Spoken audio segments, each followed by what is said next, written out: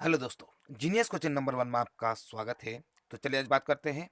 हम social science के कुछ महत्वपूर्ण सवाल, उन सवालों पर चर्चा करेंगे जो आपके परीक्षा की दृष्टि से बहुत खास है। आज हम बात करेंगे 40 सवालों पे। आपको बताना है 40 में से कितना सवाल आपका सही होता है। तो चलिए स्टार्ट करते हैं आज का सवाल। देखिए, पहला सवाल कहता है कि लीट यानी ब्रेस्ट लिटोवस्क की संधि किन देशों के बीच हुई थी। मतलब ये जो संधि हुआ था, ये किन देशों के बीच हुआ था, आपको बताना है।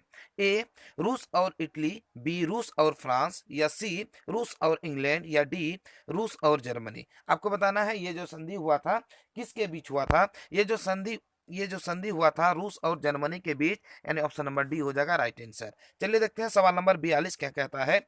1946 में फ्रांस तथा वियतनाम के बीच होने वाले समझौता का नाम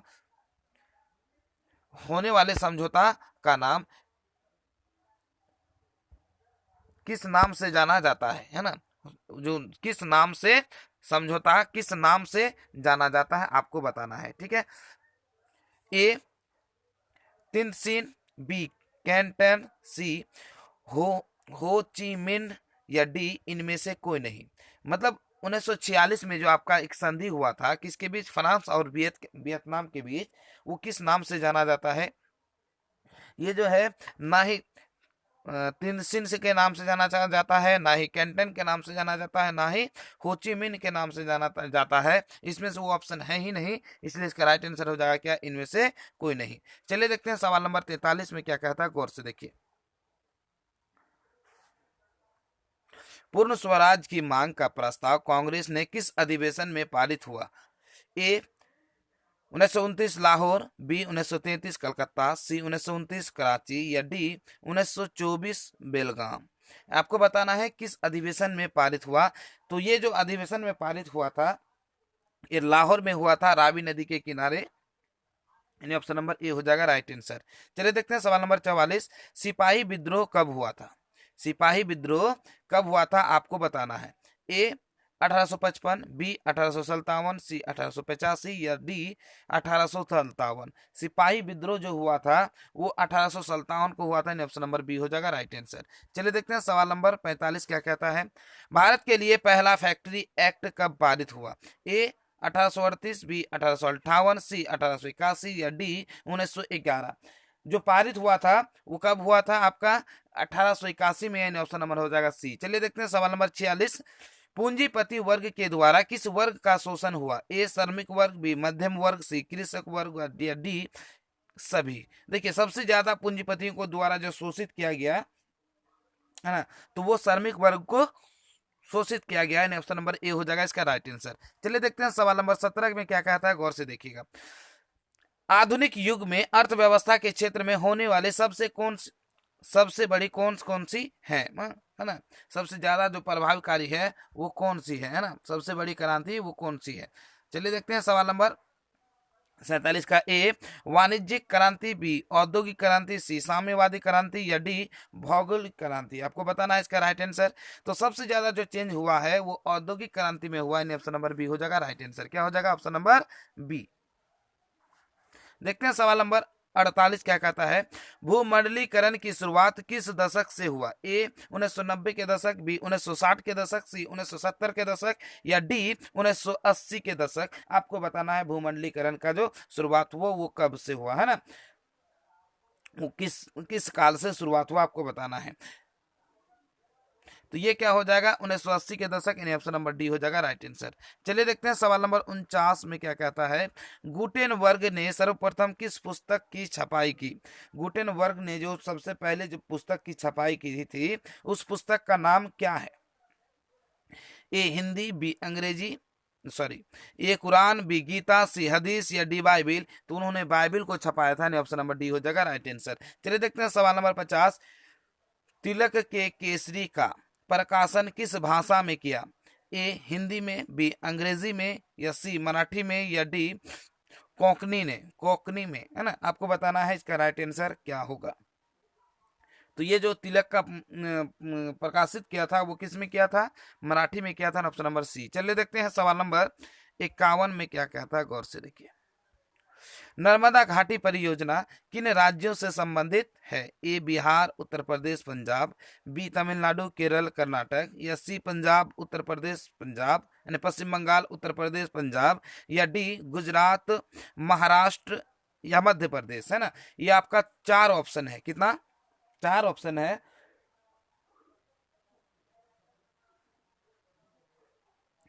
तो 4 ऑप्शन में आपको बताना है कौन सा इसका राइट आंसर है। तो इसका राइट आंसर हो जाएगा गुजरात, महाराष्ट्र, मध्य प्रदेश, यानी ऑप्शन नंबर सी हो जाएगा राइट आंसर। चलिए देखते हैं सवाल नंबर 52। इनमें से कौन सी एक बात लोकतांत्रिक व्यवस्था के अनुरूप नहीं है? ए कानून के समक्ष समानता, बी स्वतंत्र एवं निष्पक्ष चुनाव, या सी उत्तरदायी शासन व्यवस्था, या डी बहुसंख्यकों का शासन। बोलता है क्या कानून के व्यवस्था के अंतर्गत नहीं है, तो ये हो जाएगा बहुसंख्यकों का शासन, इन ऑप्शन नंबर हो जाएगा डी। चलिए देखते हैं सवाल नंबर 53। कितना? 53 क्या कहता है, गौर से देखिए। दल बदल कानून निम्नलिखित में से किस पर लागू होता है? ए सांसदों और विधायकों पर, बी राष्ट्रपति पर, सी उपराष्ट्रपति पर, या डी इनमें से सभी पर। देखिए दल बदल जो कानून लागू होता है वो आपका ज्यादा होता है, क्या होता है, सांसदों पर होता है और विधायकों पर होता है, यानी ऑप्शन नंबर ए हो जाएगा राइट आंसर। देखते हैं सवाल number 54। Janata Dal United party का गठन कब हुआ? ए 1992, बी 1999, सी 2003, या डी 2004। आपको बताना है जनता दल यूनाइटेड का मतलब पार्टी का जो गठन हुआ था वो कब हुआ था? तो 1999 में हुआ था, ऑप्शन नंबर बी।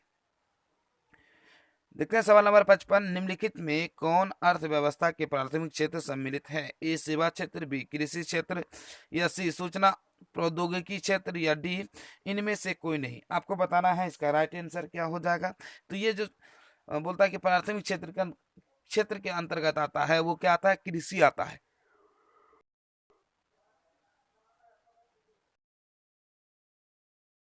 बी हो जाएगा right answer, option number B. देखिए प्राथमिक क्षेत्र में कृषि आते हैं, दूसरे में क्या आता है? व्यापार, तीसरा में क्या आता है? सेवा क्षेत्र आते हैं।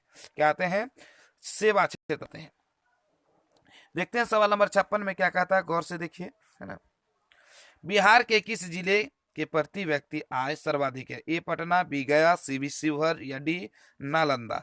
तो पटना का जो है सर्वाधिक आय ज्यादा है, ऑप्शन नंबर ए हो जाएगा राइट आंसर। देखते हैं सवाल नंबर 57 में क्या कहता है। जिस देश की प्रति व्यक्ति आय अधिक होती है उस देश कहलाता है? ए विकसित, बी कृषि क्षेत्र, सी औद्योगिक क्षेत्र, या डी में से मतलब जिसका जितना प्रति व्यक्ति आय होगा वो उतना विकसित होगा, ऑप्शन नंबर ए हो जाएगा इसका राइट आंसर। चलिए देखते हैं सवाल नंबर 58 में क्या कहता है। वाष्प चलित रेत इंजन का आविष्कार किया था? ए अब्राहम डर्बी ने, बी जेम्स वाट ने, या सी जॉर्ज स्टीफेंसन ने, या डी रॉबर्ट फुल्टन ने। आपको बताना है सबसे मतलब बोल रहा है क्या, वाष्प चलित यानी वाष्प पे चलने वाला जो इंजन है उसका आविष्कार किसने किया था? तो इसका जो आविष्कार किया था जॉर्ज स्टीफेंसन ने, यानी ऑप्शन नंबर सी हो जाएगा इसका राइट आंसर। देखते हैं सवाल नंबर 59। व्यावसायिक बैंकों को सर्वप्रथम राष्ट्रीयकरण हुआ? ए 1966, बी 1980, सी 1969, या डी 1975। आपको बताना है व्यावसायिक बैंक जो सबसे पहले राष्ट्रीयकरण हुआ था वो कब हुआ था, आपको बताना है। ठीक है, तो ये क्या हो जाएगा 1959, यानी ऑप्शन नंबर सी। देखते हैं सवाल नंबर 60। ऊर्जा के मुख्य स्रोत क्या है? ए कोयला, बी पेट्रोलियम, सी विद्युत, या डी इनमें से सभी। तो ये सभी हैं ऊर्जा के स्रोत, यानी ऑप्शन नंबर डी हो जाएगा इसका राइट आंसर। देखते हैं सवाल नंबर 61। द्वितीय महायुद्ध के बाद यूरोप में कौन सी संस्था का उदय यूरोप में कौन से संस्था का क्या हुआ? उदय हुआ। आपको बताना है उदय आर्थिक रूप से दुष्प्रभाव पर समाप्त करने के लिए हुआ, है ना। ए सार्क, बी नाटो, या सी ओपेक, या डी यूरोपीय संघ, है ना। मतलब द्वितीय विश्व युद्ध हुआ ताकि उस संस्था को रोका जाए, आगे चल के जो भी दुष्प्रभाव हो उसे रोका जाए। तो इसे खत्म करने के लिए किस संस्था का हुआ? तो क्या यूरोप संघ का स्थापना हुआ, यानी ऑप्शन नंबर डी हो जाएगा राइट आंसर। चलिए देखते हैं सवाल नंबर 62 में क्या कहता है, गौर से देखिए।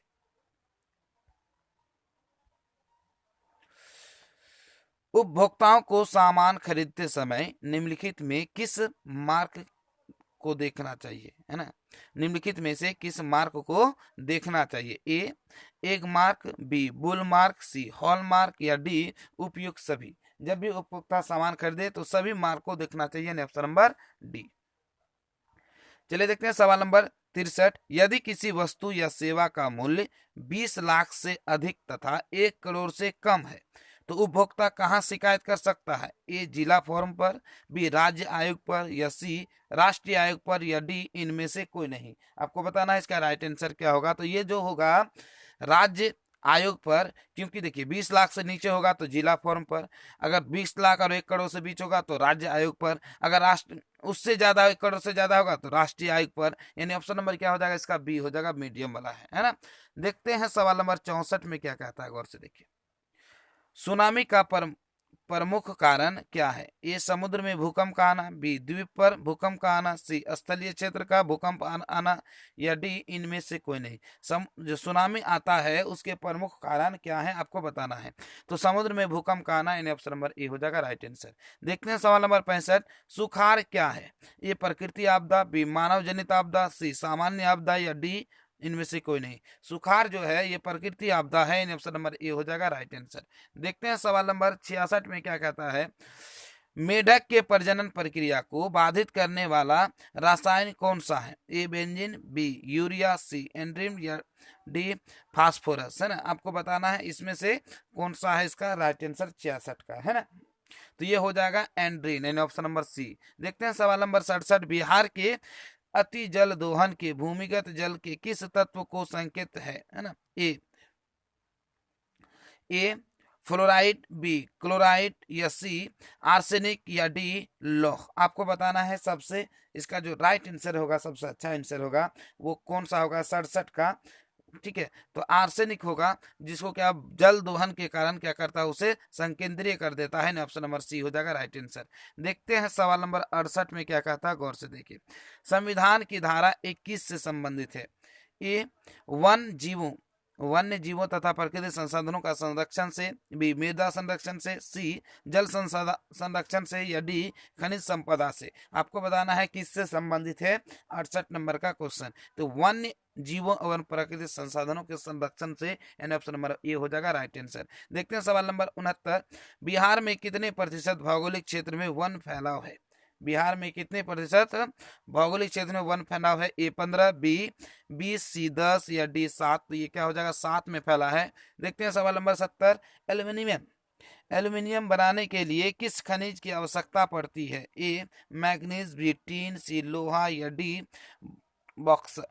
क्या बॉक्सर। आपको बताना है एल्यूमिनियम बनाएंगे तो एल्यूमिनियम बनाने के लिए किस खनिज की आवश्यकता होती है? तो यहाँ पे बॉक्सर का होगा, ऑप्शन नंबर डी हो जाएगा राइट आंसर।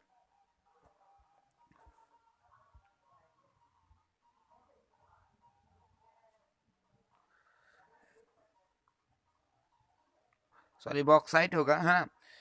यहाँ देखिए सवाल नंबर 71 में क्या कहता है, गौर से देखिए। भारत में किस राज्य में सौर ऊर्जा के विकास की सर्वाधिक संभावनाएं हैं?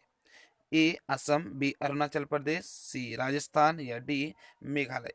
सबसे ज्यादा सौर ऊर्जा को जो हो सकता है वो किस राज्य में हो सकता है आपको बताना है। तो ये हो जाएगा राजस्थान में, क्योंकि वहां धूप ज्यादा है।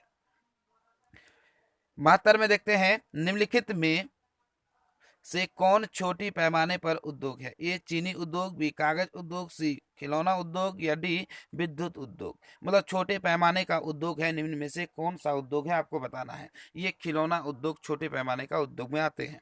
देखते हैं सवाल नंबर 73 में क्या कहता है। देश के कितने विशेष आर्थिक क्षेत्र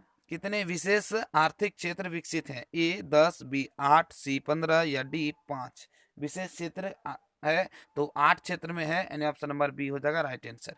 देखते हैं सवाल नंबर 74। बिहार की सीमा में रेल मार्ग की कुल लंबाई कितनी है? ए 62 यानी 6283, बी 5283 या सी 7283 या डी 8500 किलोमीटर, है ना। आपको बताना है बिहार में रेल मार्ग की लंबाई कितनी है ना। तो ये क्या हो जाएगा 6283, ऑप्शन नंबर ए हो जाएगा राइट आंसर। देखते हैं सवाल नंबर 75 क्या कहता है। तल चिन्ह की सहायता से किसी स्थान विशेष की मापी गई ऊंचाई को कहा जाता है। ए स्थानिक ऊंचाई, बी विशेष ऊंचाई, सी समुच्च रेखा, या डी त्रिकोणमितीय स्टेशन। आपको बताना है तल चिन्ह की सहायता से किसे मापा जाता है विशेष रूप से, है ना।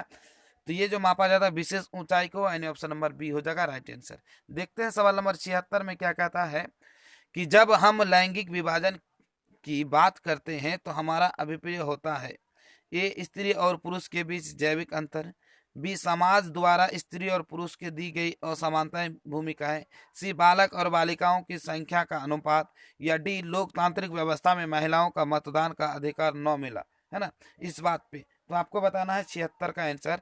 तो ये क्या हो जाएगा, समाज द्वारा स्त्रियों और पुरुषों द्वारा दी गई क्या भूमिका, यानी ऑप्शन नंबर बी हो जाएगा राइट आंसर। देखते हैं सवाल नंबर 77, भारतीय संविधान के बारे में इनमें कौन सा कथन सही है। ए, यह धर्म के आधार पर भेदभाव का मनाही करता है, बी, यह एक धर्म को राजकीय धर्म बनाया, सी, लोगों को कोई भी धर्म मानने की आज़ादी नहीं, सी, महिलाओं को मतदान का अधिकार नहीं। आपको बताना है 77 का। तो ये हो जाएगा क्या, यह धर्म के आधार पर भेदभाव का मनाही, यानी ऑप्शन नंबर ए हो जाएगा राइट आंसर। चलिए देखते हैं सवाल नंबर 78 क्या कहता है। सत्ता में साझेदारी सही है क्योंकि यह विविधता को अपने समेट लेती है, यह देश की एकता को कमजोर करती है, सी, फैसले लेने में देरी कराती है, या डी, विभिन्न समुदायों के बीच टकराव कराती है। आपको बताना है सत्ता में साझेदारी सही है क्योंकि, इसका अर्थ बताना है, क्योंकि ये क्या करता है, विभिन्न समुदायों के बीच टकराव कम करती है ना, यानी ऑप्शन नंबर डी हो जाएगा राइट आंसर। देखते हैं सवाल नंबर 69, है ना, सॉरी 79। देखते हैं क्या कहता है। वर्ष 1975 में भारतीय राजनीति किस के लिए जाना जाता है। इस वर्ष के आम चुनाव के लिए थे, बी, श्रीमती इंदिरा गांधी प्रधानमंत्री बनी थी, या सी, देश में आपातकाल लागू हुआ था, या डी, जनता पार्टी की सरकार बनी थी। आपको बताना है। तो क्या हो जाएगा, देश में आपातकाल लागू हुआ था, ऑप्शन नंबर सी हो जाएगा राइट आंसर। देखते हैं सवाल नंबर 80, बिहार में संपूर्ण क्रांति का नेतृत्व निम्नलिखित में किसने किया था। ए, मोमाराजी देसाई, या सी, नीतीश कुमार, या यानी बी, नीतीश कुमार, या सी, इंदिरा गांधी, या डी, जयप्रकाश नारायण। तो इसका जो नेतृत्व किए थे जयप्रकाश नारायण, यानी ऑप्शन नंबर डी। यहाँ तक कितना 40 सवाल समाप्त हो गया। अब 40 में से कितना सवाल का सही जवाब दे सकते हैं कमेंट्स में जरूर बताएं। यदि आपको हमारा वीडियो पसंद आए तो लाइक करें और ज़्यादा से ज़्यादा लोगों तक शेयर करें। चलिए हमारा वीडियो, आज हम अपने वीडियो को यहीं पे समाप्त करते हैं। जय हिंद।